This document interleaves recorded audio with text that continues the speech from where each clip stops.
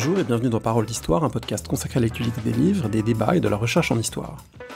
Dans les émissions diffusées aujourd'hui et demain, vous retrouvez les captations des 2 dernières séances des Mercredis des Révolutions. Les Mercredis des Révolutions, c'est l'université populaire organisée par la Société d'Histoire de 1848 et des Révolutions du 19e siècle, une fois par mois à la mairie du 18e à Paris, en partenariat avec l'hebdomadaire Politis, Mediapart et Parole d'Histoire. Des séances publiques qui font dialoguer un historien ou une historienne avec des figures plus contemporaines comme des journalistes, des artistes, qui permettent de tisser des liens entre le passé et le présent autour des révolutions. Aujourd'hui, il sera question d'émotion, de sensibilité et de révolution, et demain de la révolution sur les planches, au théâtre. La captation audio se fait avec les moyens de la salle où se déroulent ces rencontres en public, ce qui explique une qualité sonore pas idéale, et on vous prie de nous en excuser. Rendez-vous sur le site de la Société de 1848 ou sur parolehistoire.fr pour toutes les informations. Merci et très bonne écoute en compagnie de Clément Fabre, qui animait cette séance le 5 mars 2025. Bienvenue et merci d'être là à cette nouvelle séance de notre 8e saison de l'Université populaire des révolutions. À ce stade de l'année, je ne vais pas vous en rappeler le principe, c'est l'Université populaire de la Société d'Histoire de la Révolution de 1848 et des révolutions du 19e siècle. Comme vous le savez, chaque séance est consacrée à un aspect des expériences révolutionnaires d'hier et d'aujourd'hui. Et à chaque séance, on aborde ces expériences révolutionnaires en faisant dialoguer une historienne ou un historien avec un spécialiste du monde actuel, sociologue, politologue, ethnographe ou un acteur de la société civile, acteur du monde associatif, artiste, journaliste ou autre. Avant de vous présenter nos 2 intervenants du jour, Ludivine Brantini à ma droite et Romain Huette à ma gauche, quelques mots sur la question qui va nous occuper ce soir, l'histoire sensible de la Révolution, l'histoire des sensibilités, c'est-à-dire à la fois des sensations et des émotions dans les expériences révolutionnaires du passé, et puis des expériences d'émeutes, de guerre et de révolution beaucoup plus récentes et contemporaines. Alors, pour introduire cette question, j'ai voulu commencer par une citation un peu inattendue, peut-être un peu provocatrice dans une société, dans une université populaire de la société de 48. Dans les foules, les idées, les sentiments, les émotions, les croyances possèdent un pouvoir contagieux aussi intense que celui des microbes. Ce phénomène est très naturel puisqu'on l'observe chez les animaux eux-mêmes dès qu'ils sont en foule. Le tic d'un cheval dans une écurie est bientôt imité par les autres chevaux de la même écurie. Une panique, un mouvement désordonné de quelques moutons s'étend bientôt à tout le troupeau. Chez l'homme en foule, toutes les émotions sont très rapidement contagieuses et c'est ce qui explique la soudaineté des paniques. Alors c'est quoi cette citation? Bon, vous le voyez sur le PowerPoint, c'est un extrait de La psychologie des foules de Gustave Le Bon en 1895. Et pourquoi commencer comme ça? Bon, c'est bien sûr pas une manière de placer cette séance sous le patronage intellectuel d'une figure assez peu sympathique. C'est plutôt une manière de rappeler que la question qui nous occupe aujourd'hui, elle n'est pas tout à fait nouvelle. Et qu'avant que les chercheuses et les chercheurs en sciences humaines et sociales s'emparent de cette question des sensibilités en révolution, les sensibilités, elles étaient déjà au cœur d'une manière ancienne de penser l'insurrection. Émeute, il faut le rappeler, émeute partage l'origine étymologique d'émotion. À la fin du Moyen-Âge, on parlait volontiers d'émotions populaires pour parler des insurrections. Et Gustave Le Bon, cette citation, elle appartient à une longue tradition intellectuelle de disqualification de l'insurrection par le registre affectif. Une tradition qui excluait du champ du politique les insurrections parce qu'elles relèveraient non pas de la raison, mais des affects et pas des affects les plus nobles, des émotions comme l'amitié, l'honneur, le courage qui seraient réservés à une élite sociale, mais d'émotions plus basses. Donc voilà, l'approche sensible de la Révolution, ça a d'abord été ça a d'abord été une manière de disqualifier la Révolution avant de devenir une manière de mieux comprendre la Révolution. Et bon, bien sûr, c'est plutôt ça qui va nous intéresser ce soir. Alors pour comprendre ce retournement, comment les sensibilités, les émotions, les sensations, qui au départ étaient une manière d'évacuer les insurrections, de dire voilà, il n'y a rien à voir, pourquoi est-ce que c'est devenu une manière d'interroger et de mieux comprendre ces expériences révolutionnaires? Bon, pour le comprendre, il faut dire quelques mots de l'essor de l'étude des sensibilités en sciences humaines et sociales. Très rapidement, l'étude des sensibilités, je le disais tout de suite, c'est à la fois l'étude des émotions et des sensations. Ces deux aspects seront au cœur de ce qui va nous intéresser aujourd'hui. Et l'histoire des sensibilités, c'est quoi? Bon, c'est d'abord montrer qu'il y a une historicité des phénomènes sensibles qu'on ne sent pas, qu'on ne voit pas, qu'on n'entend pas, qu'on n'est pas dégoûté de la même manière en tout lieu et en tout temps. Mais c'est aussi montrer que ces phénomènes sensibles, ils sont inscrits dans l'histoire des sociétés humaines, qui sont à la fois déterminées par toute une série d'évolutions sociales, politiques, mais qu'ils y participent aussi et qui permettent donc de mieux les comprendre. Bon, il y aurait beaucoup à dire sur ces questions. Je vous renvoie par exemple au récent ouvrage de Christophe Granger et Sarah Rey, L'introduction à l'histoire des sensibilités, paru chez La Découverte. Je vais m'en tenir dans cette introduction trop longue à la seule question du champ du politique. C'est quoi faire une histoire sensible d'une politique, une histoire du politique à partir des sensibilités? C'est d'abord s'intéresser à la manière dont le pouvoir sollicite les sensations, les émotions, les affects pour susciter de l'adhésion. On peut penser aux acclamations de la royauté médiévale, aux festivités organisées par les monarchies d'Ancien Régime à grand renfort de cloches, de feux d'artifice et autres sollicitations sensorielles. On peut penser aussi aux bains de foule présidentiels, pourquoi pas aux cérémonies d'ouverture des Jeux Olympiques plus récemment. Mais c'est aussi s'intéresser au pouvoir contestataire des émotions, pas seulement de la colère, mais aussi du deuil, dans le cas par exemple des funérailles politiques du début du XIXe siècle, qu'a bien étudié Emmanuel Furex. S'intéresser aussi au rôle des sensibilités dans la popularisation des causes, des engagements. On sensibilise à une cause, le terme est pas anodin, et on le sait, l'indignation est devenue un puissant ressort d'engagement militant et politique. C'est aussi prendre au sérieux la dimension sensible, affective de périodes dont le nom même est intrinsèquement lié à cette dimension affective. Je pense par exemple à la terreur dans la Révolution française, autour de laquelle à laquelle ont été consacrés un grand nombre de travaux récents. Bon, on en arrive donc à ce qui est au cœur de cette séance ce soir, l'approche sensible des phénomènes révolutionnaires et insurrectionnels. S'intéresser aux différentes manières dont les émotions et les sensations sont mobilisées et interviennent plus largement dans l'histoire des émeutes, des insurrections, des révolutions. Je n'en dis pas plus, c'est au cœur de ce qui va nous intéresser ce soir. Et pour nous en parler, nous avons la chance d'avoir à ma droite donc Ludivine Bantini. Ludivine, tu es historienne, tu as eu une première carrière à l'université comme maître de conférence en histoire à l'université de Rouen-Normandie, sauf erreur, avant de quitter l'université pour devenir enseignante d'histoire-géographie au collège. Ludivine est spécialiste de l'histoire, entre autres, des mouvements sociaux, du féminisme et, au cœur de ce qui nous intéresse ce soir, des révolutions, avec des travaux notamment sur mai 68. Un ouvrage 1968 de Grand Soir en petit matin paru en 2018, mais des travaux aussi sur la Commune de Paris, sur les Gilets jaunes, dont il était question notamment dans le beau livre que tu as consacré aux Champs-Élysées, la plus belle avenue du monde, une histoire sociale et politique des Champs-Élysées. Et tu as co-dirigé avec Quentin de Luermoz, Boris Gobille et Laurent Jean-Pierre une histoire globale des révolutions. Pardon.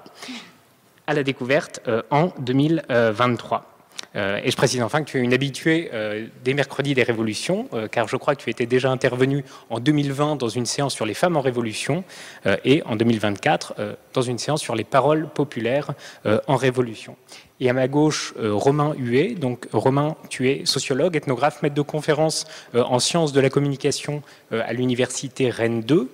Tu es spécialiste de la violence, d'abord de la violence exercée contre soi, suicide, souffrance, épuisement, au cœur de ton ouvrage de Si violente fatigue, paru en 2021, les violences de guerre aussi à partir d'un travail ethnographique sur le front, aussi bien en Syrie à partir de 2012 que plus récemment en Ukraine, et puis peut-être ce qui va le plus directement nous intéresser, des violences émeutières avec un travail ethnographique en France et en Colombie.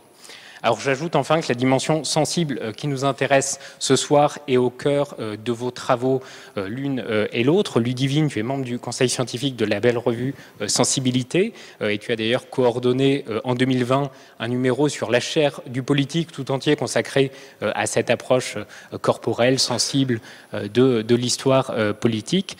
Et Romain, tu pratiques ce que tu appelles une sociologie charnelle à partir d'une expérience corporelle, sensible des phénomènes sociaux que tu étudies, et tu nous en diras plus sur ce que ça recouvre. Alors, j'aimerais qu'on entre dans le vif du sujet à partir, l'une et l'autre, d'un exemple qui donne à voir ce que c'est cette expérience sensible de l'émeute, de la révolution, et ce que c'est cette approche sensorielle de l'expérience révolutionnaire. Classiquement, on va commencer chronologiquement avec toi, Ludivine. Bonsoir, merci beaucoup Clément pour cette présentation très fine et qui pose déjà beaucoup d'enjeux importants. Et cette citation que tu as proposée de Gustave Le Bon m'a rappelé plusieurs choses. D'abord qu'il y a quelque chose de systémique et de structurel dans la manière de renvoyer ce qui est politique, ce qui est de l'ordre de l'émancipation, des soulèvements populaires, voire des mouvements révolutionnaires, à de la vermine, à des microbes, à de la contagion, à de la pathologie. Pour toutes celles et ceux qui, ici ou qui nous écoutent, connaissent bien le 19e siècle, vous le savez évidemment.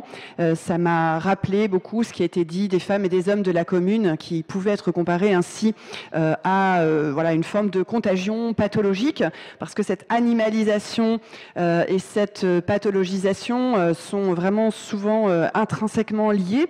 Et ça m'a rappelé aussi d'ailleurs que dès lors, Louise Michel, dans l'un de ses romans magnifiques, les microbes humains, avait voulu retourner en quelque sorte l'injure et la disqualification. Ça m'a également rappelé plus tard, à propos de 1968, de la grève générale qui avait eu lieu en France, mais de tous ces soulèvements et ces révoltes qui avaient parcouru le monde cette année-là. Eh bien, Raymond Aron avait justement parlé de contagion, avait cherché à dépolitiser et à psychologiser, voire biologiser ces révoltes.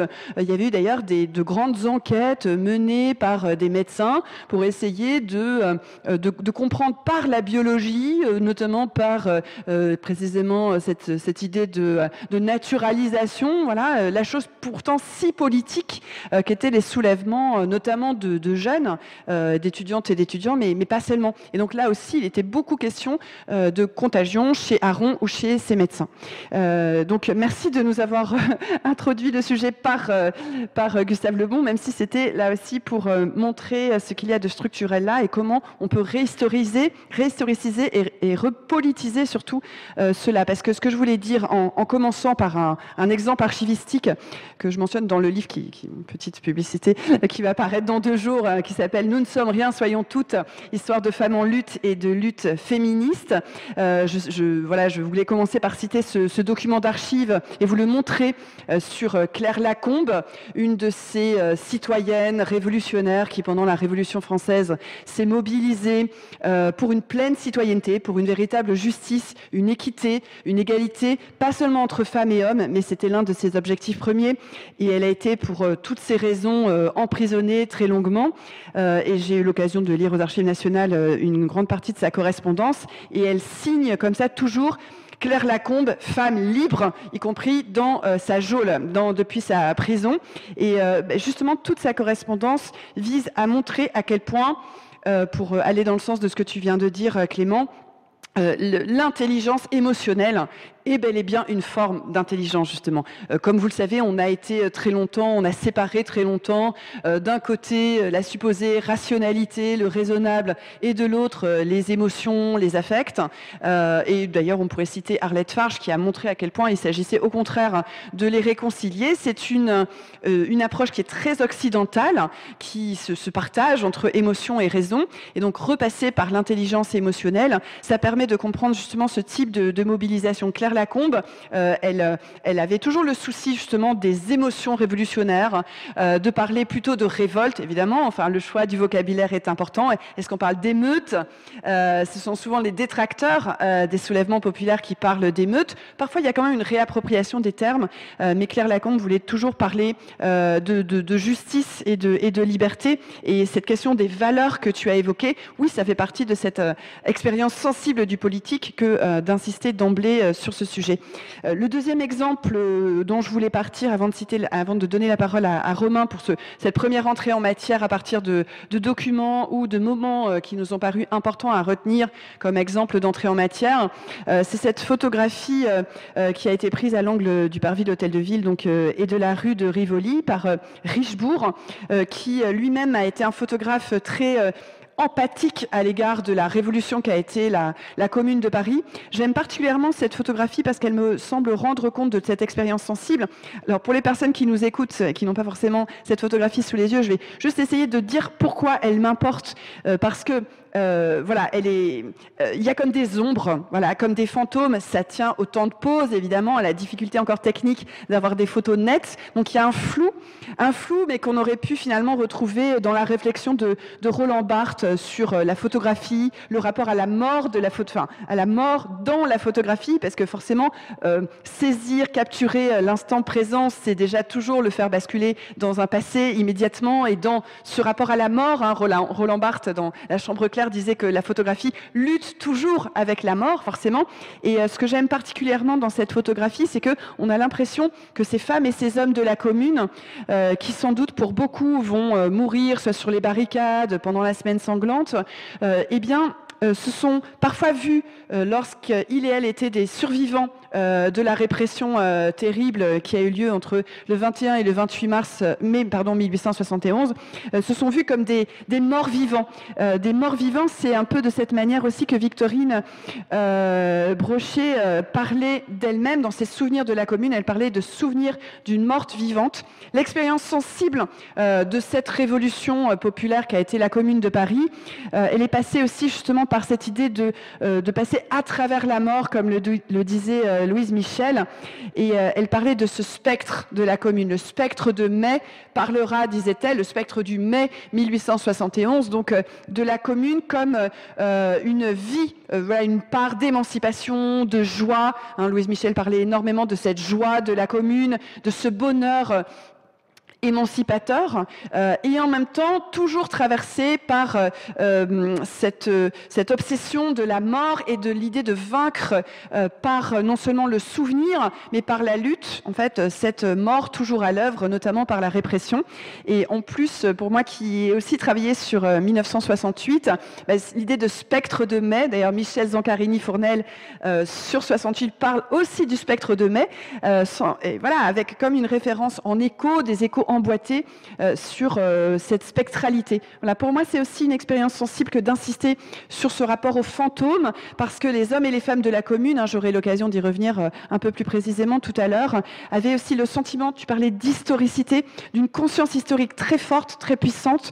La temporalité, l'historicité font aussi partie de l'expérience sensible, et c'était comme un entremêlement des temps. Beaucoup se référaient à la Révolution, on y reviendra, comme un spectre qui les hantait, mais pas d'une manière obsédante et écrasante, pas d'une manière mortifère ou délétère, mais vraiment comme une façon de vivre avec le passé pour en faire une sorte de trésor, de richesse qui peut aider au combat, au courage et à la ténacité de la lutte révolutionnaire.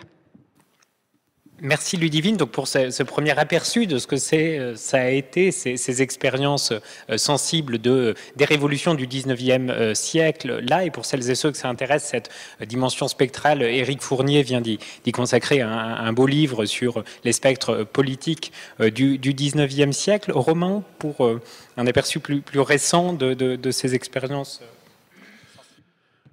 Alors, bonjour à toutes et à tous. Je suis un petit peu intimidé de parler avec des historiens parce que moi j'ai toujours l'impression de raconter une histoire vraiment à ras-le-sol, vue du bas et voilà, d'ailleurs souvent je manque un peu d'épaisseur historique dans mes analyses, donc je suis très content de vous écouter aussi. J'allais dire qu'en fait c'est une question qui est quand même extrêmement difficile, la question du sensible, et en tout cas moi ça me posait trois déjà premiers éléments de réflexion que j'aimerais bien discuter avec vous. La première, pourquoi c'est une question difficile? Déjà parce qu'en fait il me semble qu'effectivement il y a un regain d'intérêt intérêt pour la question du sensible, hein, dans les sciences historiques, mais dans sociologie, effectivement, dans la plupart des disciplines des sciences humaines et sociales, on est en train de redécouvrir qu'il y a des affects, des émotions, et qu'a priori, en fait, ces affects et ces émotions sont dignes d'intérêt scientifique, et donc il faudrait qu'on arrive à les saisir.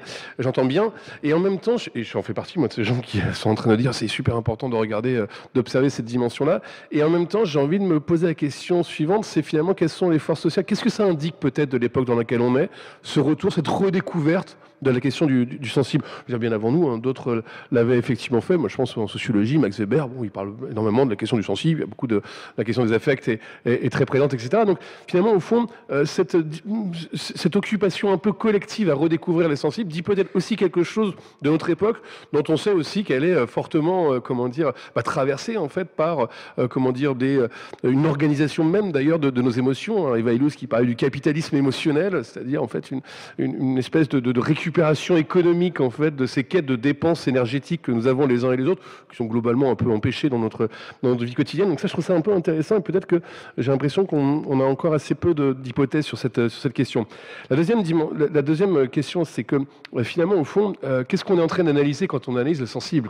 C'est assez compliqué ça aussi, parce que j'ai l'impression qu'il y a quand même 3 dimensions un petit peu différentes. Moi, il y en a une qui m'intéresse, c'est celle que j'ai faite, donc en tant qu'ethnographe, hein, c'est tout simplement participer au monde vécu, et donc moi, je réalise, je dirais, une phénoménologie de la violence dans des contextes qui se disent révolutionnaires. En Syrie, en 2012, les gens sont en train de faire la révolution, très clairement, en tout cas dans leur discours. Hein. Moi, c'est ça qui m'intéresse aussi, quand eux-mêmes qualifient en fait leur entreprise comme révolutionnaire. En Ukraine, en 2014, à Maïdan, là aussi, les gens sont en train de dire qu'ils sont en train de faire la révolution. Et bon, là, dans d'autres contextes qu'on a cités, bon, ça nous intéresserait peut-être moins, dans lequel, en fait, c'est pas tant la révolution qui est visée qu'une perspective de soulèvement, de révolte, etc. Mais là aussi, il faudrait qu'on clarifie les thèmes. Donc, la première idée, c'est qu'en fait, il y a un vécu subjectif, effectivement, de la violence, de ce qu'on pourrait appeler en sociologie l'état astructurel. L'état astructurel, c'est quand il y a un effondrement. Je pense que vous avez pris la photo des Champs-Élysées. Il y a un effondrement des normes et des formes. C'est-à-dire que finalement, au fond, le monde qui paraît tout à fait immuable, qui est tout à fait organisé, l'avenue des Champs-Élysées, dont je ne connais pas l'histoire, mais qui est quand même très clairement orgueilleuse et extrêmement fière, eh bien, quand les Gilets jaunes étaient passés, en fait, c'était une avenue qui, ponctuellement, avait complètement perdu avait été un peu renversée, quoi. C'est-à-dire que momentanément, ça avait été un petit peu suspendu, et donc comme s'il y avait l'immuable qui se fissurait, et effectivement, moi, ce que j'ai pu observer, parce que j'étais avec les Gilets jaunes dans cette avenue-là, où je me rappelle, les gens regardaient le spectacle en fait du feu et des vitrines brisées et disaient waouh, que c'est beau, quoi. C'est-à-dire un spectacle, en fait, ce qui était beau, c'était l'effondrement du monde, quoi. En tout cas du monde qui était un petit peu rejeté à ce moment-là, avec évidemment une forme de romantisme tout à fait discutable, hein, mais ça, c'est une première question. Donc c'est le vécu affectif, c'est-à-dire d'où proviennent ces émotions, ces intensités affectives qui sont extrêmement contradictoires, parce que dans les émeutes, par exemple, vous avez à la fois des enthousiasmes, des joies, et en même temps, voilà, on a aussi des peurs, on a aussi des angoisses, il y a aussi il y a des intensités affectives vraiment très très différentes. Et puis deuxièmement, un deuxième niveau, ça c'est peut-être plus la construction rationnelle en fait de l'émotion, c'est-à-dire que la construction morale de l'intolérable, je crois que c'est Didier Fassin qui, je me trompe peut-être, excusez-moi, dans le titre, mais c'est l'idée effectivement de faire tout un discours, de produire en fait des rationalisations qui viennent évidemment susciter un état d'indignation, qui viennent préparer finalement moralement à la contestation, à la révolte, et donc préparer aussi bien sûr à une évaluation tout à fait plus cognitive en fait de la situation qu'on est en train de contester. Ça, bon, cette dimension-là, moi je l'ai un peu moins travaillée. Et puis il y a une troisième, moi, que je trouve géniale, quoi. Enfin génial, excusez-moi de le dire de cette façon-là, mais en tout cas me passionne, même si elle est très dure à envisager, c'est l'humeur du monde, quoi. C'est-à-dire la disposition affective collective. Dans quelle atmosphère morale sommes-nous en train de vivre? Est-ce que cette atmosphère morale, a priori, bon, elle est moyennement réjouissante en ce moment, est-ce que cette atmosphère morale est propice en fait à de l'expérience de contestation, de l'expérience démocratique, au contraire à des formes de régression politique? Vous voyez, et ça, comment on fait pour l'analyser en fait, cette espèce de tonalité affective, d'humeur du monde, je ne sais même pas quel terme on pourrait un peu utiliser. Et enfin, pour terminer, peut-être que, et c'est là, moi j'aime bien cette idée dans la perspective de l'émancipation, qu'effectivement sur la question des affects, il y a un affect dont on parle assez peu aujourd'hui, puisque nous sommes plutôt traversés par des passions assez tristes, hein. C'est bien sûr la joie, et je me rappelle évidemment de ce très beau dialogue entre Deleuze et Claire Parnay sur la question de la joie, pour une politique de la joie, et qu'est-ce que c'est que la joie, c'est finalement au fond aussi se retrouver des formes de puissance, avec cette idée que la puissance, c'est quoi, ou en tout cas l'impuissance, ce serait quoi? C'est d'être empêché de ce que l'on peut, quoi. Être empêché de ce que l'on peut, et c'est peut-être ça le pouvoir en fait. Et le pouvoir aujourd'hui, bien sûr, qui l'accable de cette façon-là, puisqu'il nous prive de ce que l'on peut, c'est-à-dire qu'il nous sépare finalement de ce que l'on peut, quoi. Et donc je pense que dans la joie, il y a quelque chose d'une perspective émancipatrice, et donc dans les affects vécus. Merci. Donc on brasse large déjà dans ce qui nous intéresse de cette approche sensible des révolutions. Il a été question de cette présence de la mort et de cette ambiance spectrale des épisodes révolutionnaires, mais également de la joie qui parcourait aussi bien les révolutions du 19e siècle que des épisodes révolutionnaires plus récents. Et il y a de très beaux textes de Rosa Luxembourg sur l'élixir de vie que sont les nouvelles de révolution. On a toute une série de textes très beaux sur cette expérience aussi jubilatoire, non seulement de vivre, mais aussi d'être spectateur de la révolution. Et c'est très intéressant aussi ce que tu disais, Romain, que cette approche sensible des révolutions, c'est pas uniquement saisir les émotions individuelles des hommes et des femmes pris dans ces épisodes révolutionnaires, mais c'est aussi s'intéresser à cette ère du temps. Est-ce qu'il y a des émotions collectives qui sont propices, qui sont des terrains plus ou moins propices à différentes formes d'expérience politique, la révolution en faisant partie. Puis on a commencé déjà à dire quelques mots de ce qu'est le deuxième temps dont on avait prévu de parler. Donc la manière dont vos disciplines, à l'une et à l'autre, se sont saisies de ces questions. Ludivine, pour commencer, depuis quand les historiennes et les historiens s'intéressent à cette question? Et puis, pour être concret, mais d'une autre manière, comment est-ce que concrètement on s'y prend pour étudier ce que ça a été l'expérience corporelle, intime, sensible de vivre les révolutions du 19e ou du 20e siècle qui t'en ont intéressé? Oui, alors depuis quand on pourrait remonter d'ailleurs au 19e siècle, hein, parce que voilà, l'un des plus grands historiens des révolutions et des sensibilités, même s'il ne les appelait pas forcément comme ça, c'est quand même Jules Michelet, lequel Jules Michelet était d'ailleurs aussi critiqué par certaines femmes en lutte, en révolte et révolutionnaire parce que il avait quand même une sorte de surplomb misogyne, donc son approche sensible, y compris dans la femme, voilà, et l'ouvrière, voilà, mais une grande sensibilité au destin des femmes populaires et des femmes ouvrières singulièrement, hein, finalement, avant même les enquêtes sociologiques, il s'intéressait d'assez près aux conditions de travail et notamment des femmes, mais voilà, c'est une histoire qui est profondément pétrie d'émotions sans que jamais elle ne se désintéresse pour autant évidemment de la chose politique. Alors je vais revenir sur quelques exemples un peu inspirants, et comme le disait Romain, finalement c'est nécessairement ça traverse les disciplines, hein. Tu soulignais à juste titre à quel point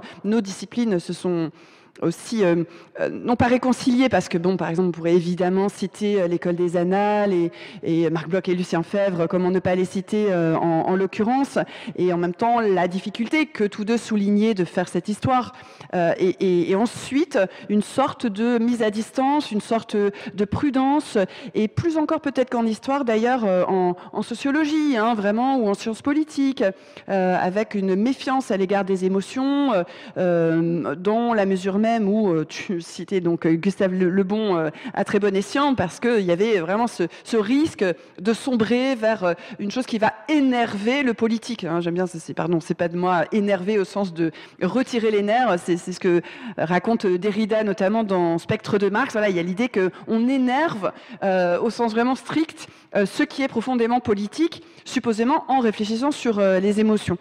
Alors, j'ai un certain nombre d'exemples que je voulais vous proposer, et certainement vous les partagez pour certaines et certains d'entre vous, mais j'avais pas pensé à le citer forcément, mais c'est en écho à ce que tu disais à propos de Eva Illouz, le capitalisme des émotions. émotionnelle. Et ça m'a fait penser à un livre de Frédéric Lordon qui s'est beaucoup intéressé aussi à la question des affects, des sensibilités d'un point de vue philosophique et d'un point de vue très politique aussi. Ça s'appelle Capitalisme, désir et servitude. Donc, il travaille sur Marx et Spinoza. Mais ce qui est intéressant, c'est qu'il propose, et ça rejoint un peu le travail d'Eva Illouz dans une certaine mesure, par rapport à ce que tu disais sur le capitalisme, il propose une sorte de concept sensible lui-même, qu'il appelle l'angle alpha. C'est-à-dire que pour lui, le système dominant dans lequel on vit, qui cherche à se naturaliser, système quand même aussi d'exploitation, de prédation, système de consommation si généralisé, essaye de nous faire adhérer à lui. Et par des désirs, par une esthétique, par presque un design. Et donc, en fait, ce désir, selon Lordon, il doit être littéralement collé à la logique du capital. Et l'angle alpha, ça serait l'angle que chacune de nos luttes, chacune de nos révoltes, chacune des révolutions, justement, notamment du passé, parvient à dessiner par rapport à cette adhésion, à cette adéquation avec la logique d'assignation au désir maître, voilà, au désir du capital. Et donc, voilà, l'angle alpha, et donc on peut considérer que l'angle alpha est un angle perpendiculaire, un angle droit, quand on est justement à la verticale de cette adhérence, adhésion, assignation, à se résigner aussi. Alors moi, je voulais citer par ailleurs quelques historiens, mais pas seulement, des politistes. Enfin, c'est difficile de ne pas citer ici les travaux passionnants de Sophie Vanish sur la question justement de l'intelligence aussi politique qu'il y a dans l'expérience sensible, dans les émotions. Pour elle, précisément, à chaque fois, tu parlais de terreur, mais comme on le sait, bon, voilà, c'est pas un mot utilisé par les protagonistes eux-mêmes de ces pratiques. Et elle s'intéresse aussi à la violence du point de vue de cette expérience sensible. Donc les émotions, en tant qu'elles constituent un moteur d'action. En tant qu'elle constitue un stimulant, on parlait d'enthousiasme, on parlait de joie, tu as évoqué aussi à juste raison la peur, l'angoisse, hein, bien sûr, hein, y a même une peur du moment historique. Dans l'Antiquité grecque, on parlait du kairos. Le kairos, c'est le moment à saisir, c'est l'opportunité. Et en fait, il y a aussi une peur dans les moments révolutionnaires de ne pas réussir à saisir ce moment qui passe, ce moment opportun. Donc en termes y compris de stratégie, ça peut créer aussi une forme d'anxiété, une forme d'angoisse de voir le temps qui file. Et il faut saisir ce temps avant qu'il ne s'envole, avant qu'il y ait par exemple des récupérations politiques, notamment contre-révolutionnaires. On a aussi parlé de morale, notamment grâce à toi Clément, tu as introduit aussi cette idée, et puis Romain y est revenu également.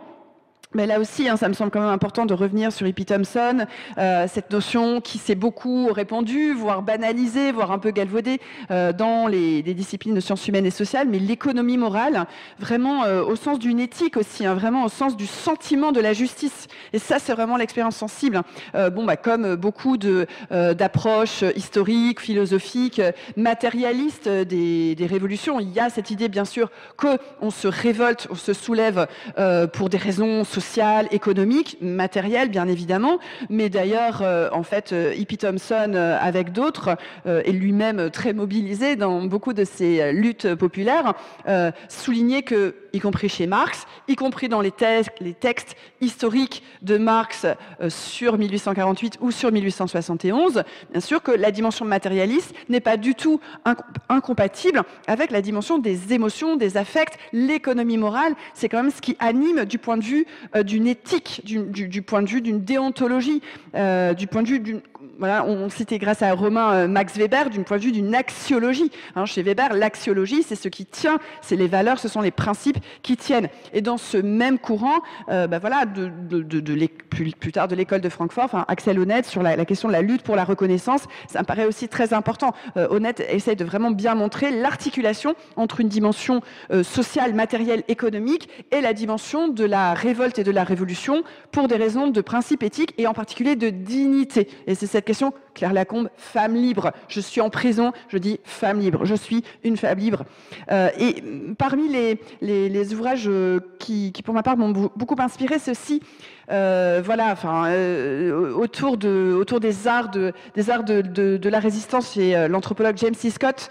Comment, en fait, quelles que soient les situations d'oppression, il y a tout un camailleux, finalement, une autre acception du mot spectre, tout un spectre de formes possibles de lutte, de formes possibles de résistance, y compris dans les gestes discrets de la révolte, y compris un regard, y compris une parole, y compris une manière d'être ensemble, une manière de se tenir dans les situations de plus extrême oppression comme l'esclavage. Il y a un terme qui nous importe d'ailleurs de plus en plus quand on parle d'expérience sensible du politique et qu'on est allé puiser essentiellement chez l'historien italien Haïm Burstein dans son anthropologie politique de la Révolution française, révolutionnaire, donc, où il parle de protagonisme.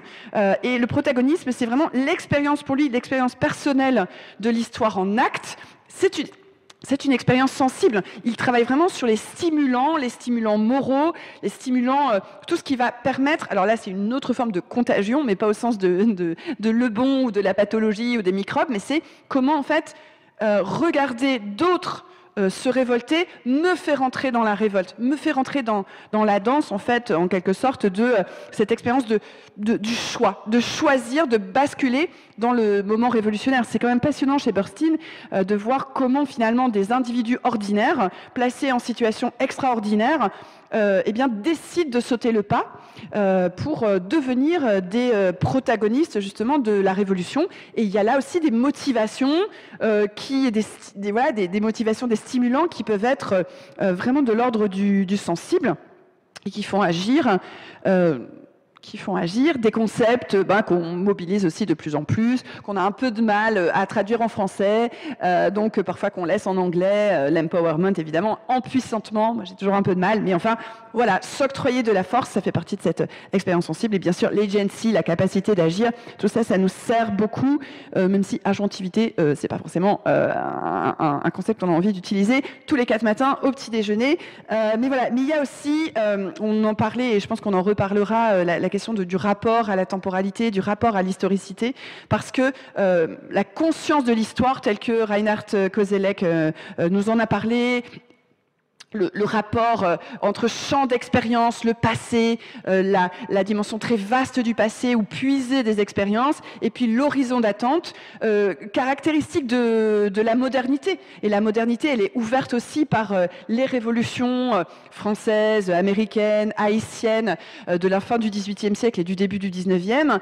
C'est justement ce protagoniste à l'œuvre, c'est le fait de se sentir... Enfin, la modernité s'ouvre parce qu'on a une conscience de l'histoire qui est faite par des individus, par des femmes et des hommes, et pas par une puissance métaphysique, pas par un dieu ou une divinité supérieure ou transcendantale. Donc cette expérience de l'histoire, elle produit de l'expérience sensible, parce qu'elle produit des émotions singulières dans le fait même de sentir qu'on fait partie de cette histoire, qu'on a une conscience de faire l'histoire et de se référer aussi au passé quand l'horizon d'attente est ouvert. C'est ça la caractéristique de la modernité, mais qu'elle se réfère toujours au passé. Et je crois que c'est la dernière référence que je voulais vous citer parmi les œuvres qui m'ont inspiré. Ça devient d'ailleurs finalement assez banal de citer Walter Benjamin, et tant mieux si c'est devenu banal, mais une philosophie du spectre aussi, de la spectralité, de la résurrection parfaitement laïque et sécularisée des morts, ressuscité dans l'intervention actuelle, un passé mort et 2 fois mort. Mort d'avoir perdu et mort d'avoir vu sa mémoire perdue.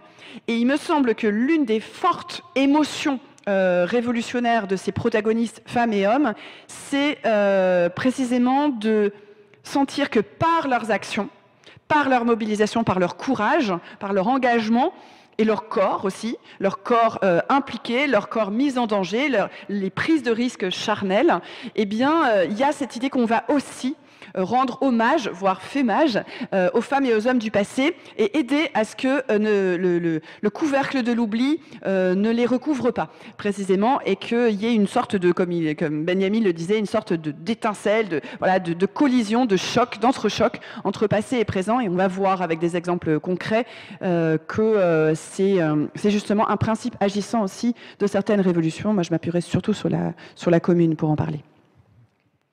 Merci, et je pense que c'est important effectivement d'introduire cette notion de protagonisme, parce que c'est en grande partie ça ce qui nous intéresse aujourd'hui. Cette expérience sensible de la Révolution, c'est aussi faire l'expérience de sa capacité à agir sur l'histoire, de se sentir enfin acteur de l'histoire, et ça rebondit sur ce que tu disais tout à l'heure, Romain, sur ce sentiment d'impuissance qui est celui un petit peu du temps ordinaire où on ne se sent pas véritablement acteur du monde. Voilà, le moment de la Révolution, c'est aussi ça, c'est ce moment de découverte de sa capacité à agir et à renouer avec le passé et à prolonger cette histoire de la Révolution. Je pense que c'est aussi intéressant parce que ce que ça nous rappelle, ce panorama historiographique, c'est, je le disais au début, l'histoire des sensibilités, c'est un petit peu une mode récente, et le fait de coller ce terme sensibilité sur ces sujets, c'est une mode récente, mais en fait, et c'est souvent le cas en histoire,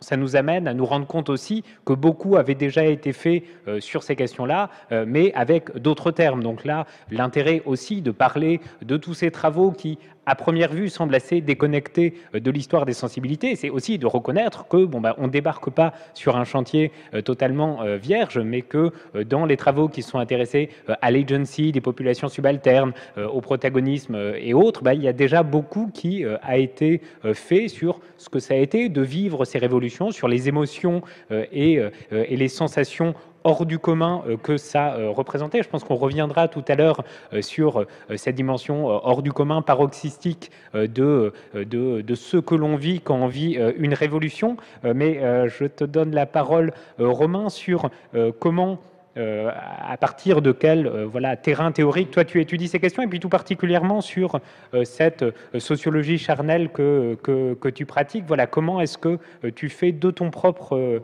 ressenti une manière de mieux comprendre les révolutions? Alors, il y a vraiment énormément de choses qui ont été dites et qui sont vraiment passionnantes, et notamment dans les lectures qui sont suggérées. Moi, je voudrais commencer par un exemple qui a vraiment décidé beaucoup de choses, qui m'a fait bifurquer intellectuellement et même dans la vie de façon générale. C'est en 2014, je me retrouve à Maïdan, sur la place Maïdan, en Ukraine, à Kiev, et donc à ce moment-là, je veux étudier ce qu'il présente comme étant une révolution, et donc je décide de me faire cuisinier dans un des bâtiments occupés. La journée, l'idée c'était de faire à manger, le soir d'aller sur les barricades. Et donc là, je vois le personne qui s'occupait du bâtiment, et je lui pose une question de sociologue.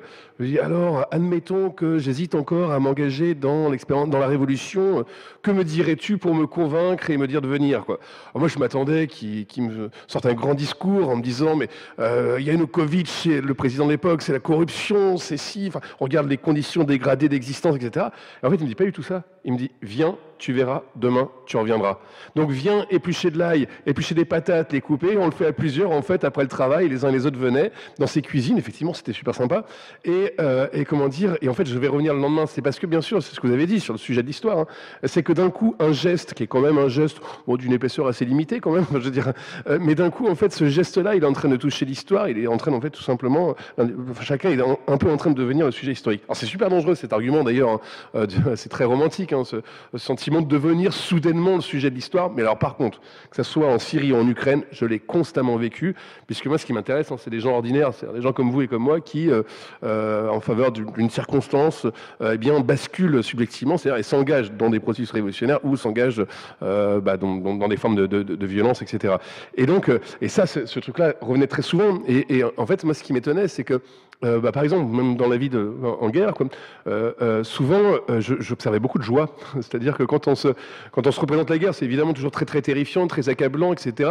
Mais en réalité, en fait, on s'ennuie beaucoup, mais il y a aussi beaucoup de moments où, en fait, il y a une dépense énergétique très très forte. Et moi, je me souviens d'un conducteur. Alors ça, cette fois-ci, c'est en Ukraine. C'est à Kharkiv, donc qui était entouré par les Russes à ce moment-là. Et donc, on allait en fait régulièrement dans les zones qui était un peu coupé, qui était bombardé pour donner des colis alimentaires pour les dernières personnes qui vivaient. Et donc, en fait, alors, quand on y allait, on était 3, et quand on y allait, en fait, ça mettait la musique à fond, et dès qu'on arrivait dans les zones un peu tendues, bon, vous avez intérêt, alors là, sur le coup, sur le sensible aussi, hein, d'écouter, quoi, c'est hyper important. Et donc, là, on enlevait la musique, etc. C'était assez intense, et on repartait, et là, on mettait la musique à fond. Et je me souviens toujours de ce pilote, ce conducteur, Vitali, quoi, qui était en train de dire, en fait, je vis ma meilleure vie. Je vis ma meilleure vie. À ce moment-là, il disait pas il a dit qu'il aimait la guerre, en fait, en réalité, à ce moment-là. Ça veut pas dire qu'il l'aimait, qu'il la voulait, qu'il désirait qu'elle continue, etc. C'était pas du tout ça. C'est que soudainement, cette personne-là, qui avait quand même une vie, globalement, qui n'avait pas vraiment de signification politique, lui-même d'ailleurs ne s'intéressait pas véritablement au monde, il a été complètement rattrapé par le monde, et soudainement, en fait, il avait véritablement cette sensation que d'un coup, en fait, son existence prenait une épaisseur politique, mais absolument gigantesque, puisque d'ailleurs, c'est devenu le centre d'intérêt ou d'attention du monde, en tant que tel. Donc ça, moi, cet argument-là, je l'ai vu énormément. Et ça, pour le saisir, c'est pas juste en fait en faisant des entretiens, en suscitant en fait de la parole, en essayant de susciter une sorte d'aveu en fait sur ce qui nous conduit à nous mobiliser. Il y a une deuxième chose aussi, moi, qui m'a paru importante, toujours encore sur la question d'impuissance. J'ai l'impression que ça m'obsède un peu cette histoire en fait de qu'est-ce que ça vient témoigner, cette espèce de joie que nous avons devant de cette joie possible. Hein. Il n'y a pas que de la joie, mais cette joie possible que nous pouvons avoir devant des formes de violence à différents degrés. Hein. C'est aussi, et moi c'est ce que j'essaie de défendre un peu, c'est qu'on est dans une épreuve tactile du politique, une épreuve charnelle du politique. Si je prends cette fois-ci un autre contexte, le contexte de l'émeute. L'émeute, qu'est-ce que c'est si ce n'est en fait d'affecter la matérialité du monde, quoi. C'est ce qui fait que finalement, au fond, je fais irruption sur la scène du monde et en fait je l'altère, quoi. J'en modifie la matière, voire même d'ailleurs, j'ai la modification de la matière du monde en fait sur ma main, quoi. Je sais pas, vous brisez une vitrine d'une agence immobilière, une dame passe derrière ou un monsieur passe derrière, il reprend le petit bout de verre dans ses mains, il a quoi en fait dans sa main? Il a un morceau du pouvoir, quoi. Un morceau du pouvoir aussi un peu condensé, quoi. C'est-à-dire si je le serre trop fort, ça me blesse, quoi. Et en même temps, c'est un pouvoir qui est par terre, quoi, qui est un peu piétiné, quoi. Et donc cette idée de cette épreuve tactile du politique, c'est une façon finalement de considérer, ou en tout cas de montrer que c'est peut-être justement ce qui nous est précisément empêché aujourd'hui, c'est d'avoir une expérience vivante du politique, en fait. C'est-à-dire finalement au fond d'avoir un rapport très très abstrait en fait avec la vie politique. Je suis pas du tout en train moralement d'ailleurs de dire que c'est génial, etc. Très bien, c'est pas du tout le propos. Hein. Le propos, c'est vraiment essayer de se dire aussi, mais d'où peuvent venir en fait sensiblement ces formes d'enthousiasme. J'en arrive au point, la question d'ailleurs que vous me posez, je suis désolé d'avoir fait trop de détours, mais c'est une question vraiment très très compliquée au niveau épistémologique. Il se trouve que, alors moi, c'est les historiens qui m'ont beaucoup aidé sur ces questions-là, effectivement. Et en particulier d'ailleurs un certain nombre d'historiens comme vous Ludivine et comme autour de la très belle revue Sensibilité et notamment en fait alors, je pensais à Hervé Mazurel, je pensais à Quentin Deluermo que vous avez cité, etc. Et c'est vrai que j'ai trouvé des choses assez passionnantes, mais nous en fait évidemment en sociologie peut-être la grande difficulté qu'on a, c'est qu'en fait il nous faut observer des phénomènes qui sont hyper difficiles à percevoir, à objectiver. C'est-à-dire comment en fait on arrive à voir, à lire un affect, qui plus est dans des situations qui ne sont pas tout à fait propices à une observation assez sereine des choses. Je pense à une émeute. Voilà, comment vous faites pour savoir qu'est-ce qui traverse collectivement les uns et les autres? Est-ce que là encore vous produisez de l'aveu? Donc vous suscitez du discours. Je pense que là, il me semblerait que c'est une fausse voie. Ce que j'ai choisi de faire, moi, c'est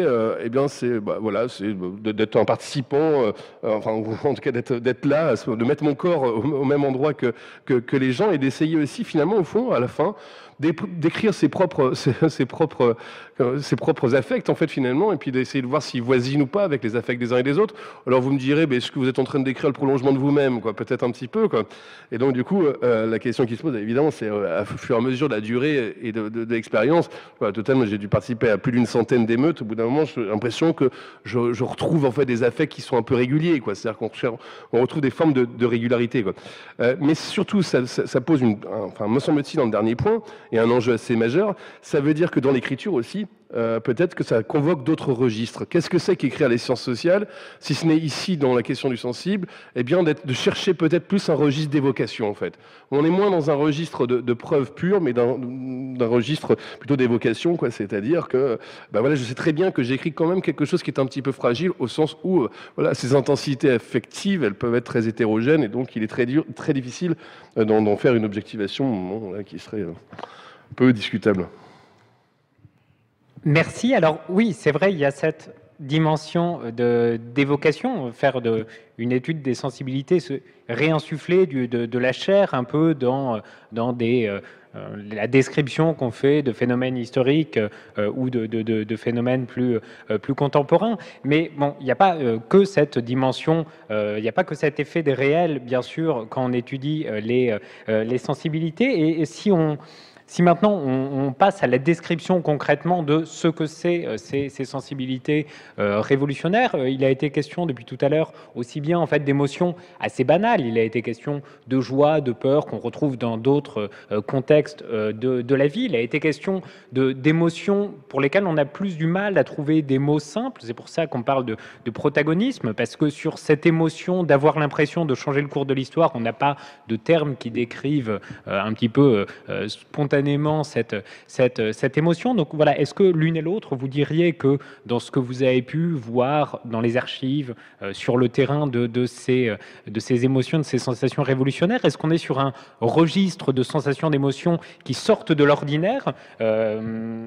Dans l'étude des sensibilités, on parle beaucoup de paroxysme. Le paroxysme, c'est quoi? C'est cette idée d'émotion, effectivement, extraordinaire, qui, à la fois celle du carnage, de l'extase, de circonstances exceptionnelles de la vie. Est-ce que l'émeute, la révolution, ça fait partie de ces contextes paroxystiques où les émotions seraient particulièrement décuplées ou d'une autre nature que dans la vie ordinaire? Et puis, en même temps, l'autre aspect de la question, je le disais tout à l'heure en introduction, l'étude des sensibilités, c'est pas uniquement d'écrire ce que ressentent les hommes et les femmes du passé ou d'aujourd'hui, mais c'est aussi en faire une piste d'intellection des sociétés dans lesquelles ils vivent. C'est pas uniquement ils ont peur, ils sont joyeux, mais qu'est-ce que ça nous dit aussi de ce qu'ils font? Donc qu'est-ce que ça nous apprend des différents épisodes révolutionnaires que vous avez étudiés, la Commune, mai 68, la Syrie ou les Gilets jaunes? Qu'est-ce que vous en avez compris mieux ou autrement à partir de cette approche sensible?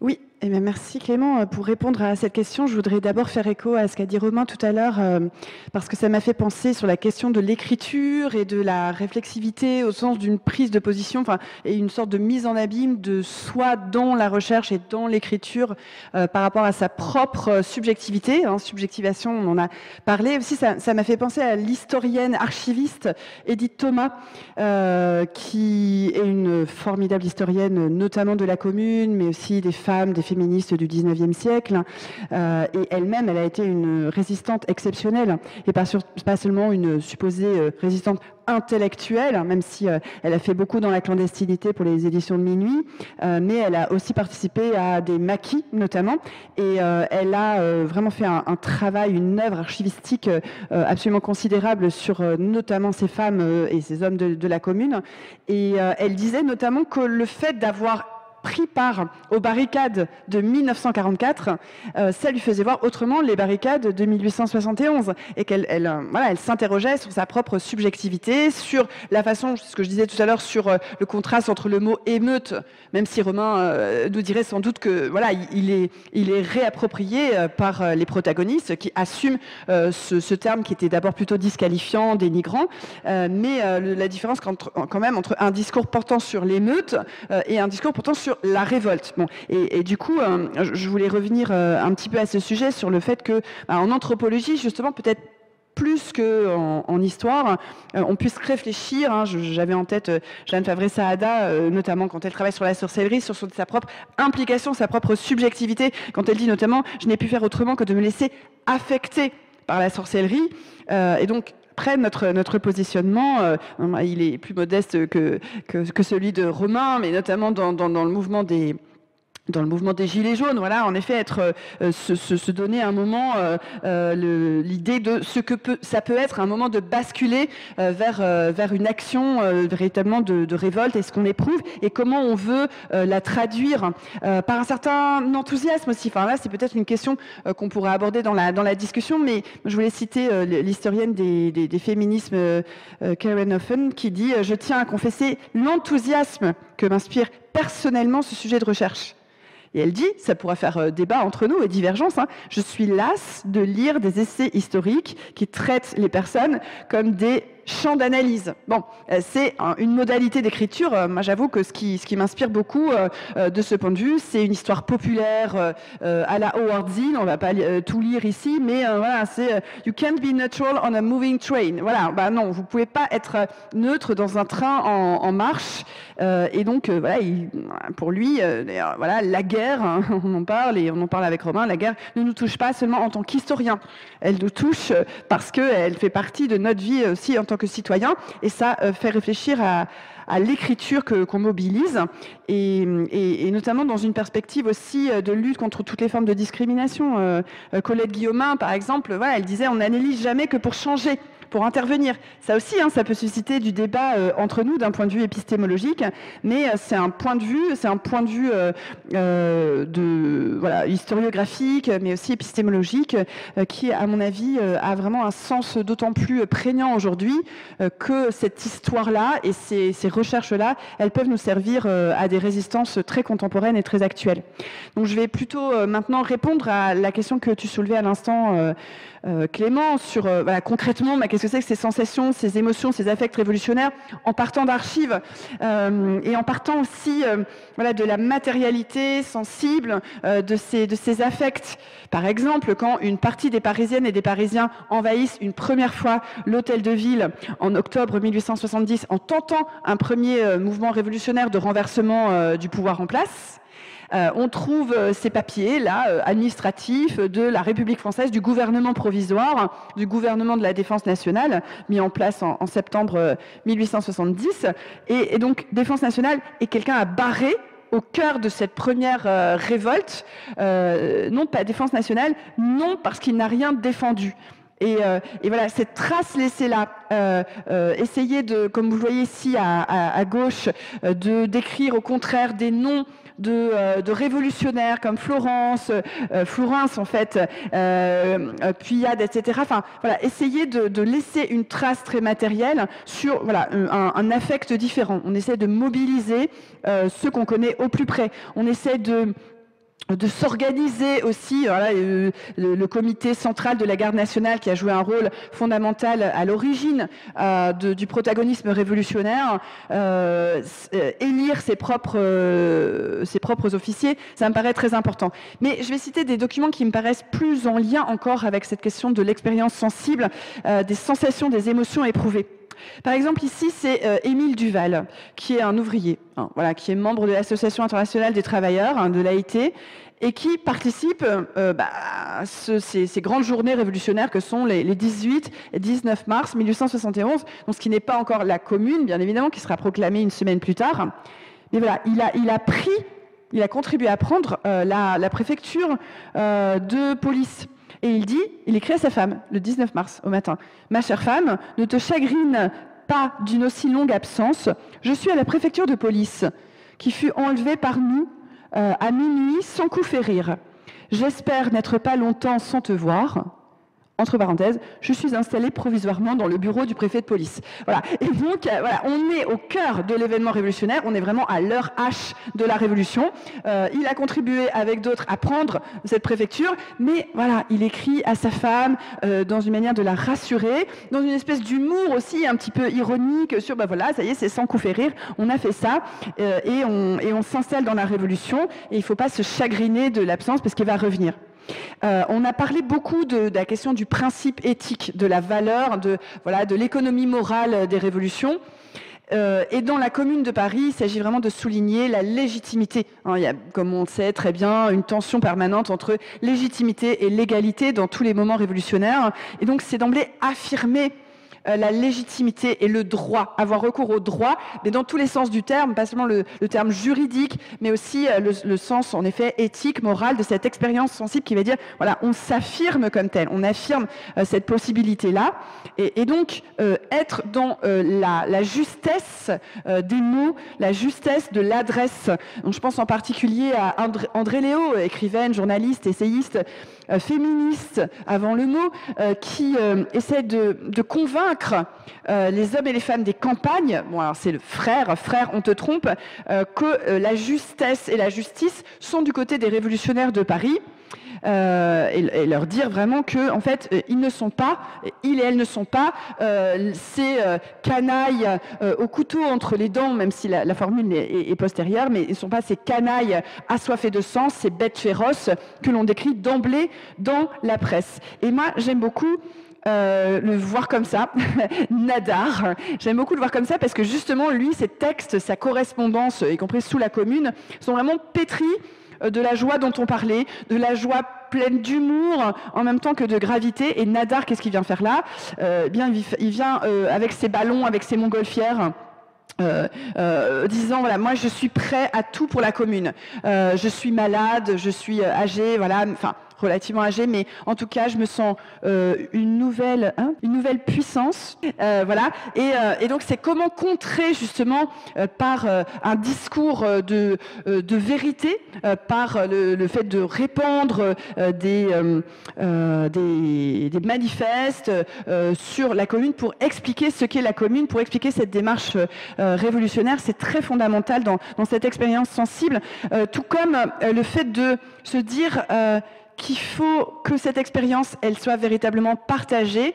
Le comité central pour les élections à la Commune, il dit d'emblée, ne perdez pas de vue que les hommes qui vous serviront le mieux sont ceux que vous choisissez parmi vous, vivant de votre propre vie, souffrant des mêmes maux.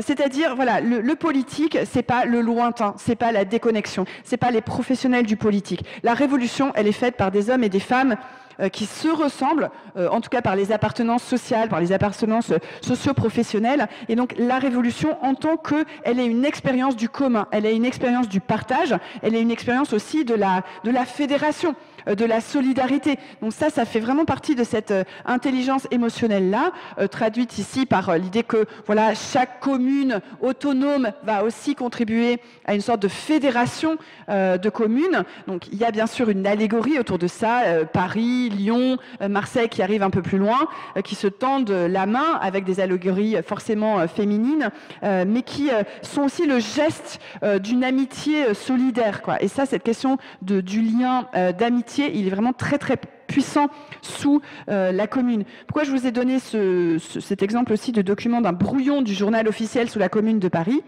par Longuet, c'est cette manière de barrer des élections municipales. On n'organise pas des élections municipales, on organise des élections communales. Et c'est intéressant cette rature, parce que cette rature, elle nous montre un saut qualitatif dans une autre expérience politique, parce que c'est pas simplement organiser une autre façon civique d'être une municipalité, mais c'est travailler au commun. Et se nommer aussi, se nommer d'une certaine manière. La question émotionnelle, on l'a dit à plusieurs reprises, elle passe par la dignité, elle passe par la fierté, elle passe par le courage, elle passe par l'autodésignation aussi, elle passe par l'affirmation de soi.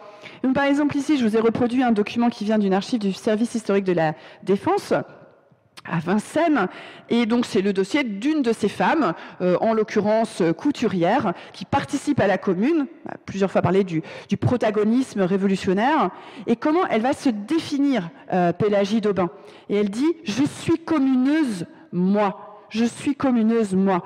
Donc, elle parle d'être dans la rue, et elle ne veut pas se définir comme, par exemple, communarde. Bon, après, c'est toute une discussion qu'on peut avoir autour de la sémantique, mais communarde, pour elle, c'est dénigrant. C'est le mot de l'ennemi, c'est le mot de l'adversaire, c'est le mot de celui qui, communard, bagnard, trouillard, enfin, tous ces suffixes en art. Et donc, elle affirme une identité rebelle par cette autodésignation comme communeuse.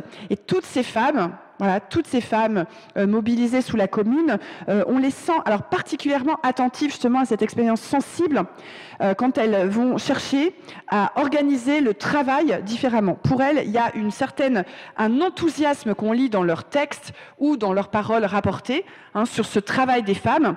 Et à dessein, je vous ai montré des femmes qu'on connaît beaucoup moins évidemment que les Louise Michel, Elisabeth Dimitrieff ou Nathalie Lemel, d'une organisation du travail des femmes pour véritablement échapper à tout ce qu'elles nomment avec des termes sensibles, la sangsue, la pieuvre du capital qui vient sucer le sang des productrices et des producteurs. Donc elles parlent vraiment de ce qu'elles nomment une émancipation complète.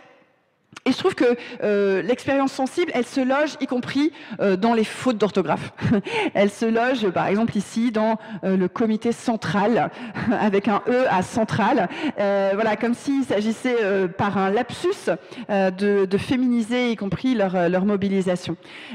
Donc là, je parlais d'Elisabeth Dimitrieff et de Nathalie Lemel. Quand elles organisent l'Union des femmes, leurs textes sont d'une sensibilité très puissante, notamment sur la question de l'autodéfense, de la question de l'auto-organisation. Elles disent qu'elles veulent s'émanciper non pas seulement de la puissance versaillaise, non pas seulement de Thiers et de ses généraux et de ses troupes, mais elles veulent s'émanciper d'une sorte de monstre tentaculaire qui est l'exploitation du travail. Et donc, par exemple, quand elles s'organisent comme ça, et vous voyez au travers d'archives, voilà, on va faire des chambres syndicales, on va faire des coopératives, on va regrouper les culottières, les doreuses, les frangeuses de châles, etc. C'est vraiment pour elles une manière puissante de dire, voilà, on s'organise par le bas. Elles sont vraiment soucieuses de cette expérience-là, de cette expérience du bas, du modeste, de l'humilité, mais en même temps, pour elles, c'est ça l'expérience révolutionnaire. Bon, je vous passe là-dessus. Tout comme la question qui est posée d'une véritable émancipation par l'école. Et donc, quand elles défendent l'école, c'est pas seulement Louise Michel, quand elles défendent l'école, c'est aussi dans une perspective pétrie d'émotions politiques. Les écoles publiques, les écoles pour jeunes filles. Par exemple, la commune en appelle à des projets pédagogiques pour créer des écoles véritablement émancipatrices, qui rompent avec la division sociale du travail. Elles veulent pas qu'il y ait une école pour les élites où on apprend la science, les arts, la philosophie, et d'un autre côté, une école pour le peuple où on apprend à lire, écrire, compter. Et là, vous voyez, une de ces institutrices qui participent à la révolution de la commune dit ceci, point de punition ridicule. Point de punition ridicule et humiliante, surtout pour des causes qui tiennent aux défauts naturels à l'enfance, tels que l'étourderie et l'amour excessif du jeu. L'enfant doit jouer, et c'est souligné, et courir en liberté. Et c'est déjà en fait des formes de pédagogie émancipatrice qui portent sur la confiance que l'on va avoir dans l'intelligence, notamment émotionnelle, de l'enfant. Le jeu, ça fait partie de cette expérience de l'enfant. Il ne s'agit pas de le transformer en petit adulte. Et ça, c'est évidemment ce que soutenait aussi Louise Michel par des expériences pédagogiques alternatives. Cette expérience sensible aussi, elle est, on le disait beaucoup dans la question du rapport à la mort, du rapport au spectre. Et du coup, notre propre expérience sensible d'historienne et d'historien. Moi, je pense qu'une des émotions historiques, pas forcément politiques, directes, dans l'événement dont nous parlera autrement Romain, plutôt une émotion d'archive, c'est quand je me suis retrouvée un jour aux archives de Paris devant une boîte noire, littéralement, et qui contenait des dizaines de photographies de fédérés morts. Donc des femmes et des hommes, mais surtout des hommes, des soldats fédérés de la commune. Avant la semaine sanglante, avant le 21 mai 1871. Et vous voyez, la photo que je vous présente ici, et je la décris rapidement pour les personnes qui simplement nous écoutent, c'est un homme mort, mais j'ai choisi cette photographie-là parce qu'il a l'air de dormir. Il est relativement paisible. Et ceci par contraste avec toutes les photographies terribles de corps absolument démembrés, déchiquetés, de visages troués par la mitraille, par les obus, y compris de tout jeunes gens. Il a l'air de dormir. Et vous voyez, la photo est floue aussi, parce que je n'ai pas osé sortir cette photographie du film plastique qui la recouvrait. En fait, dans la commune, il y a vraiment cette idée qu'on va sauver les morts, qu'on va sauver les morts de ce qui bascule dans le passé immédiatement. Et c'est aussi peut-être notre expérience sensible à nous en tant qu'historienne et historiens, et de faire face à ça, de faire face à Suétens, je vous l'ai montré tout à l'heure, Léontine Suétens. Et voilà, et sa condamnation à mort, dans les arrêtés des conseils de guerre. Donc du coup, retrouver gravé dans la pierre ces têtes de mort au nom de Vive la Commune, têtes de mort contemporaines de la commune elle-même, c'est vraiment ce qui a été évoqué par Louise Michel, que je voudrais citer pour terminer cette section-là, sur le témoignage des morts. Elle n'arrête pas d'en parler comme une obsession, mais une obsession vraiment politique, une obsession qui n'est pas seulement émotionnelle. Elle parle de tous ceux qu'on croit morts, et elle dit « tous ceux qu'on croit morts ne le sont pas ». Les morts revenaient-ils donc avec un rajeunissement spectral? Elle parle encore de guérir les morts. Et pour elle, l'expérience politique, la lutte, c'est une guérison des morts. Une manière de se réconcilier aussi avec la question du bonheur, par-delà la mort. Et donc dans ces romans, hein, je citais tout à l'heure les microbes humains, mais on pourrait citer aussi Le Monde Nouveau, c'est des romans extraordinaires à la fois de lyrisme et de dimension très populaire dans l'écriture. Elle disait « Je ne parle pas du bonheur idiot des richesses, ni de ce qu'on appelle les honneurs, mais de ce qui serait véritablement une joie immense, capable de faire éclater le cœur. » Et voilà, et dans tout ce qu'elle raconte aussi, Louise Michel, du capital, voilà, comme je le disais tout à l'heure, qui disparaîtra quand il plaira aux travailleurs de faire la grève dernière, la grève de misère. Elle parle de la finance, ce geôlier de la liberté.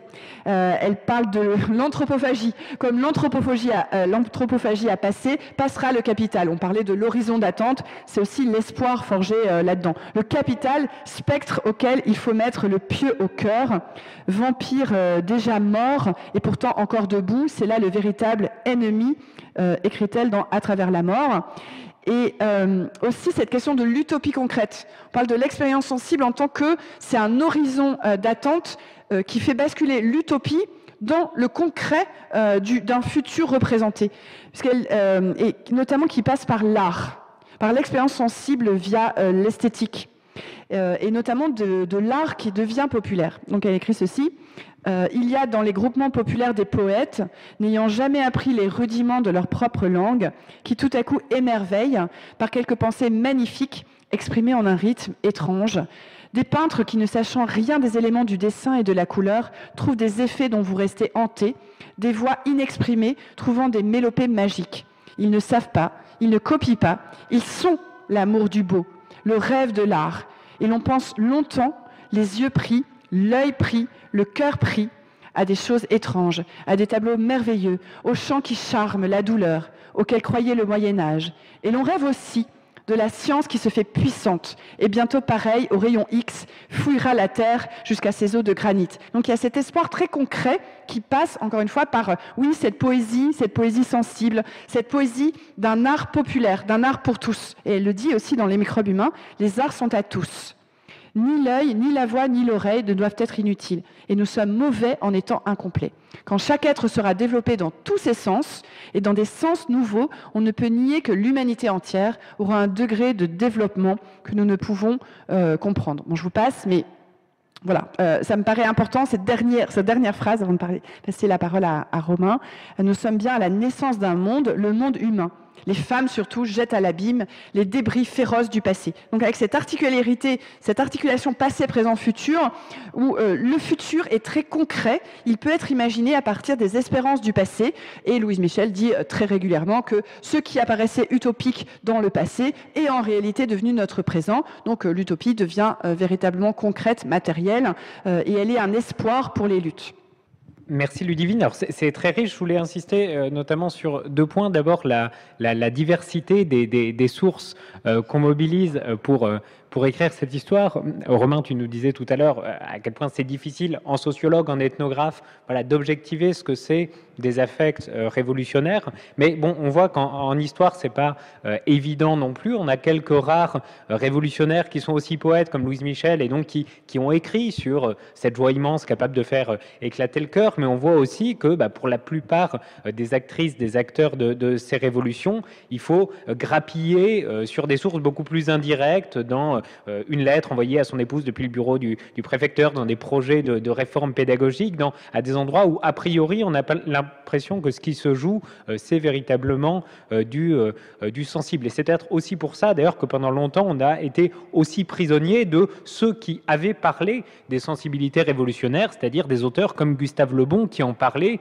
pour évacuer, pour disqualifier les insurrections, parce que voilà, c'est beaucoup plus facile de répéter répéter ces textes comme je le faisais en introduction que de vraiment faire le boulot et se plonger dans les archives et essayer de trouver des indices sur ce que ça a été l'expérience vécue de la commune ou d'autres épisodes révolutionnaires. L'autre point que je voulais souligner, que tu évoquais au début, c'est qu'on voit que ce qui se joue peut-être de rare, d'exceptionnel dans ces moments révolutionnaires, c'est pas tant le fait qu'on vivrait des émotions exceptionnelles, mais aussi le fait qu'on les vit ensemble. Tu parlais de cette dimension collective et que c'est aussi parce qu'on vit, on fait l'expérience des mêmes sensations, des mêmes émotions ensemble que ça crée du commun et que c'est aussi ça qui crée des élans, des solidarités révolutionnaires. Romain, est-ce que c'est quelque chose que tu retrouves justement et toi, où est-ce que tu situerais peut-être ce qui se joue de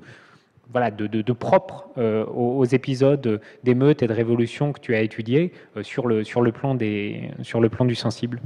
Si je reviens à la question un peu de départ quand même, qui était celle sur les affects, puisque pour l'instant on a parlé surtout de deux affects, enfin jusqu'à présent on avait parlé de la joie d'un côté, de la peur de l'autre, c'était finalement bon, là on peut évoquer pas mal d'autres choses.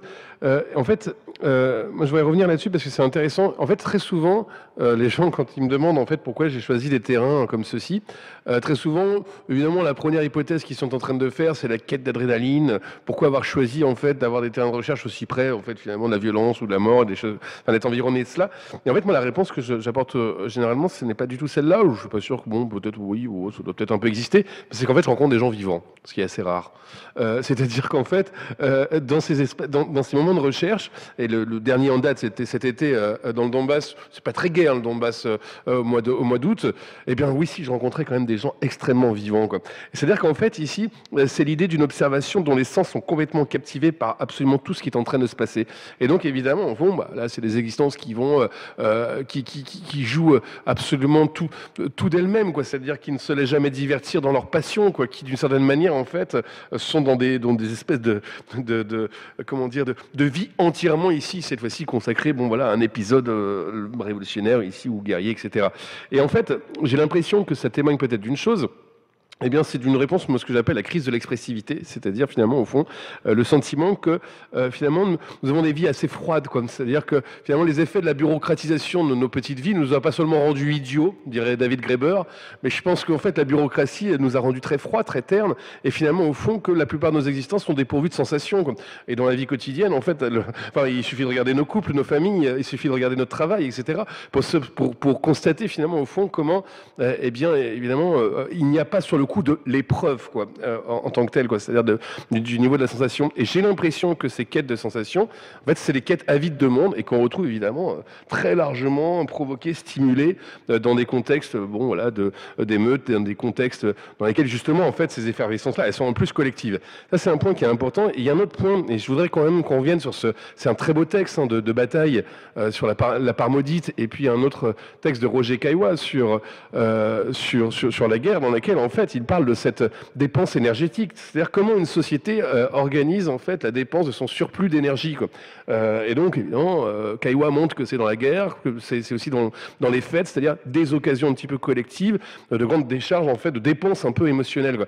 Et donc là l'idée serait de dire aussi que aujourd'hui, en fait, ces possibilités de dépenses énergétiques sont largement empêchées, sont largement bloquées. Et notamment, en fait, bon, ceux qui s'en occupent sont plutôt justement l'économie, hein, qui cherche à faire des lieux sécurisés de dépenses énergétiques. Je pense notamment à toute cette économie de nouveaux lieux dans lesquels on est censé en fait éprouver de la sensation. Évidemment, on n'en éprouve pas beaucoup, hein. Je pense notamment au Fury Room. Vous savez, les Fury Room, c'est ces espèces d'endroits où vous payez pour tout casser. Donc au lieu de casser la tête de votre patron, mais vous allez dans ces Fury Room où vous allez casser évidemment des ordinateurs, etc. Et non, mais quand je dis vos patrons, c'est parce qu'en fait, il y a genre des séminaires des team building qui se font dans ces endroits-là, quoi. C'est-à-dire qu'il s'agit de se décharger en fait émotionnellement et collectivement, quoi. Bon, moi, ce qui m'intéresse, c'est pas tant ça, de montrer que finalement, en fait, l'économie n'y parvient relativement pas, mais de montrer que dans ces moments un peu, on avait parlé d'un état astructurel, hein, d'effondrement des normes provisoires, hein, des normes et des formes, eh bien, il y a aussi cette dépense énergétique et qui se fait pas seule. et qui se fait pas seul, et qui se fait évidemment avec d'autres corps assemblés. C'est-à-dire que finalement, au fond, l'émeute, c'est ça aussi. C'est pourquoi il y a un vertige de l'émeute, c'est aussi parce que, eh bien, évidemment, je retrouve des formes de solidarité spontanée avec des gens que je n'ai jamais vus. C'est très provisoire, la solidarité, parce que par ailleurs, il y a des replis égoïstes qui se font très rapidement aussi. Mais par contre, évidemment, en fait, quand je tombe, il y a possiblement une main qui me relève. C'est-à-dire que globalement, dans la vie de tous les jours, il n'y a pas beaucoup de mains qui nous relèvent, qui nous redressent. Et donc, l'idée est de dire aussi que cette effervescence-là, elle se fait dans un nous très précaire, dans un nous un peu imaginé, dans un nous qui se passe de parole. Et ça, c'est intéressant aussi, d'un point de vue sensible, de voir comment nous, on se rassemble simplement, en fait, en faisant tenir nos corps ensemble dans une épreuve très claire du monde. Merci beaucoup. Merci d'avoir écouté l'émission. Rendez-vous sur le site parolehistoire.fr pour retrouver l'intégralité des épisodes et des séries thématiques. Rendez-vous également une semaine sur deux le vendredi avec Alexandre Jublin sur le fil du collimateur pour le podcast d'histoire de la guerre et des conflits armés, Le fil de l'épée. N'hésitez pas à laisser une note ou un commentaire sur le podcast, notamment sur iTunes ou Spotify. Et à bientôt pour un nouvel épisode.